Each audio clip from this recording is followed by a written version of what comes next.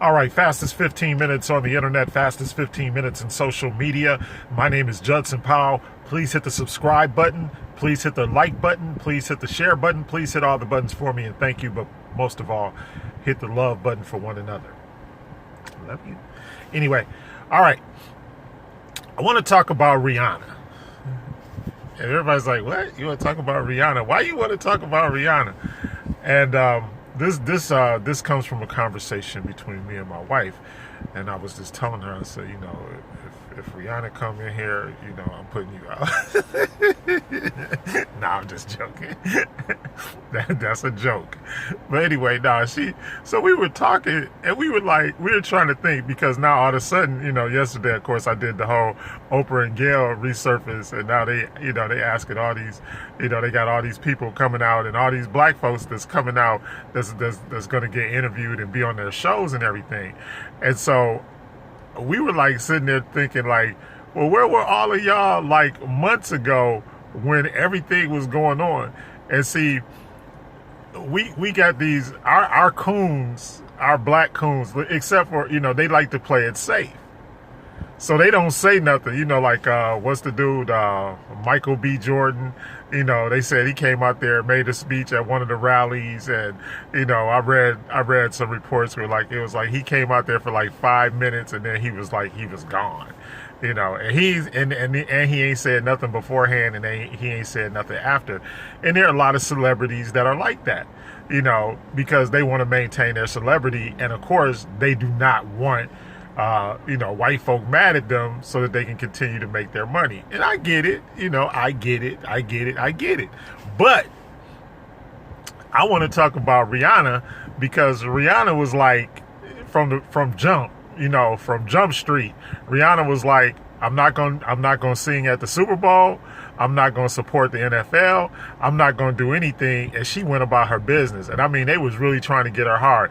Now, I'm not saying, and the thing about it is that she was just straight up, no, there's no way we can do this. There's nothing nothing you can say to me. No amount of money that can get me. None of that. And then she just went on with her makeup line and did whatever she wanted. And now, she got more money than everybody. So I'm just saying, so she was there from Jump Street. She supported Colin Kaepernick, and she was against police brutality, and she spoke out about it and said how she felt. The rest of these folks was never talking about it. Just like and I understand Michael Jordan, and Jordan Brand put up $100 million, and I'm proud. He's one of my fraternity brothers. I'm proud of him. All right. But by the same token, bruh, you should have been saying stuff about this a long time ago. And we have a few other people, like Malcolm Jenkins, who is also one of my fraternity brothers. Okay, Malcolm Jenkins, he's straight up when Drew Brees came out and said what he said, he was just look, man, this is BS, and what you said was wrong. And so now we got all the jockeying back and forth. But the bottom line is there were very few athletes, actors, entertainers, etc., that came out and said anything. But now, here's the thing. Now all of a sudden the paradigm has changed. So now it's politically acceptable and politically correct to come out and say Black Lives Matter. But y'all wasn't saying Black Lives Matter before that. And that's why my hat is off to Rihanna, because she never minced words, and then, that's why I still say Beyonce and Jay-Z are coons, because, and then I don't know if it's true or not, because I couldn't verify it, I couldn't fact check it, but they're talking about that they gave money to Trump. And then of course we got their protege, Kanye West, who is giving money to Trump and who is backing Trump. And I believe I told y'all, that and even his little publicity stunt, talking about he accepted Jesus and all of that, that's just to keep y'all in religion. It's just to keep y'all in religion. That's all it is. Because they don't believe in that stuff. Jay-Z definitely don't believe in Jesus. If there is a Jesus, it's him. That's what he believes. All right? So I'm just letting y'all know. It's look, don't get caught up in the okie doke. And and the other thing is, that's why a lot of the stuff that happens to us, that's why it happens to us. Because we don't stand in the unified front. Okay, and now I know, but now all of a sudden it's cool to come out and say Black Lives Matter and to be against police brutality. But when it wasn't cool, nobody was saying nothing. Y'all wasn't saying a word. Nobody was saying nothing about police brutality. Nobody was supporting Colin Kaepernick. You know, all them players, all the black players, the NFL is almost 80% black. And that's why I said there's no way in the world. Y'all should have been like, we ain't playing. We not gonna play until this thing is taken care of. But everybody, like I said, everybody is all about the money. They're not about the, if you don't stand for something, you'll fall for anything. Well, they were falling for anything. Whatever Roger Goodell came out and said, and then they tried to, like I said, then they tried to get Jay-Z to come in, and like we're dumb. Like we can't see through the fact that, oh, you hired Jay-Z to make it seem like, oh, the NFL is cool because that's the age group of the constituency of the demographic that they're trying to draw to the NFL. That's the only reason. It was not. It's not because Roger Goodell and Jay-Z don't call and talk on the phone to each other. Be like, hey, what's up, man? That's not how it went down, y'all. Trust and believe that. So that's why I want y'all to understand that there are certain people who are about it, and certain people who are not. Just like speaking about it, like Master P. Okay. I mess with Master P. Why? Even though I ain't like all his rap music and this, that, and the other thing, but the one thing the brother is doing, the brother is keeping it real. He got, that's what I was talking about yesterday. He got his own potato chip brand. He got his own brands, his own stuff. Get your own stuff. Forget buying this stuff from them because they stole it anyway. Forget playing for them. And there's a movement afoot right now trying to get these young athletes to go to HBCUs, go to a black school. And like I've been trying to tell everybody, do you realize that there are more black athletes in the National Football League Hall of Fame and the NBA Hall of Fame from where they came from, HBCUs? They did. Walter Payton. Right? Go look it up. Probably one of the greatest players of all time, Walter Payton. Where'd he go? See, y'all don't even know. Right? I'm just saying, most of the people that end up being great, they don't go to big schools. They don't have, big, long, extensive pedigrees. They just got intestinal fortitude. Jerry Rice. Right? Think about it. Earl the Pearl Monroe. Where'd he go? I'm just asking y'all. See, y'all don't see the big picture. If you good, in fact, I'm gonna go since y'all love Martin Luther King so much, we're gonna go to a Martin Luther King Jr. quote that I used to use all the time when I was on the radio. And one of the things that he said was that if you can build a better mousetrap, the world will be the path to your door.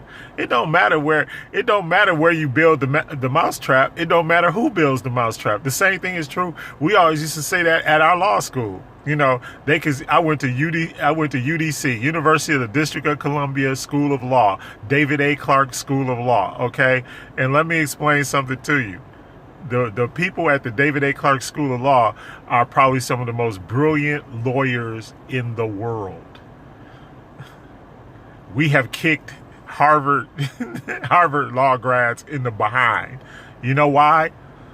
Because people call us a third tier law school, and they say, but guess what? All the books are the same. All the information is the same. The law is the same. It works the same way for everybody.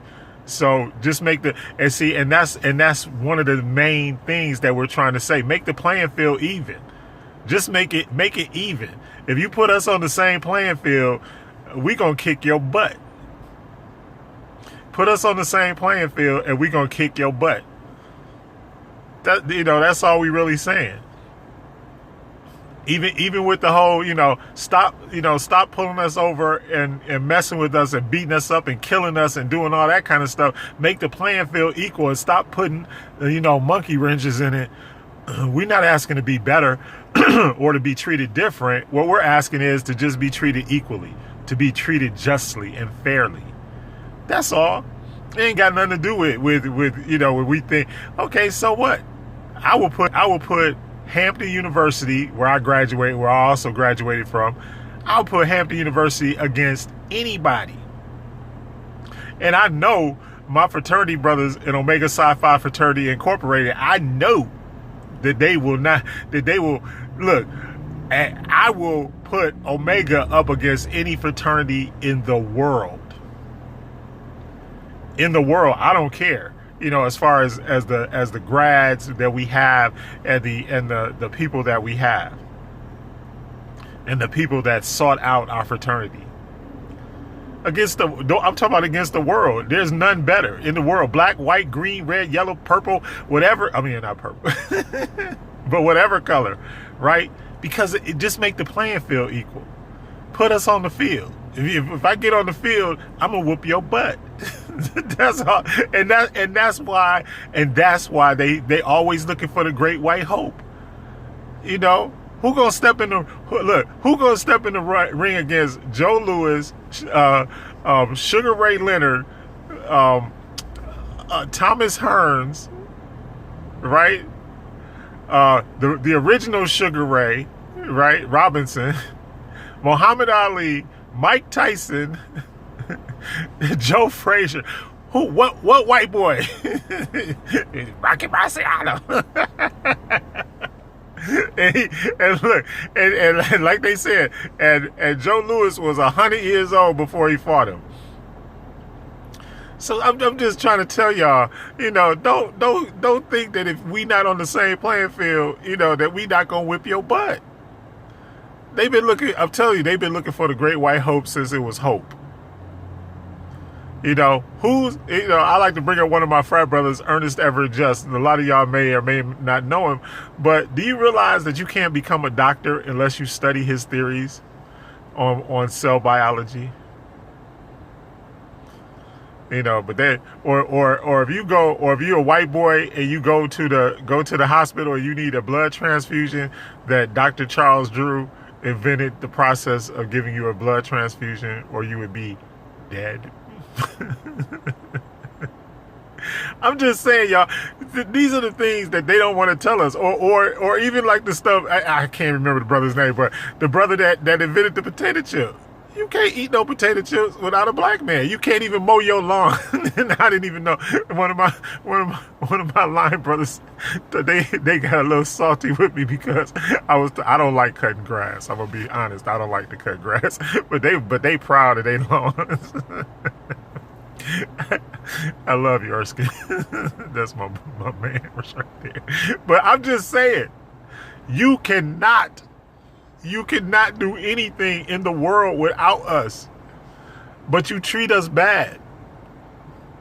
And all of this stuff that's going on. And I gotta bring up George Floyd one more time, because now it's coming out, just like I said at the beginning, it's personal. I don't think this was actually a case, and that's what's really funny about it.